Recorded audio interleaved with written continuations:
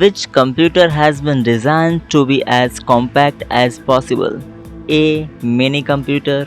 B. Microcomputer. C. Mainframe computer. D. Supercomputer.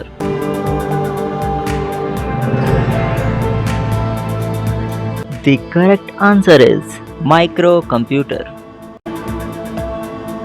Which method is used to connect a remote computer? A. Diagnostic. B. Dial-up. C. Device. D. Logic circuit.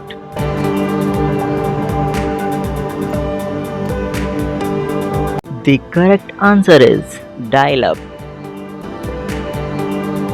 The symbols used in an assembly language are A. Assembler. B. Mnemonics. C. Code.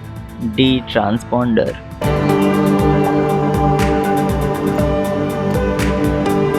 The correct answer is mnemonics.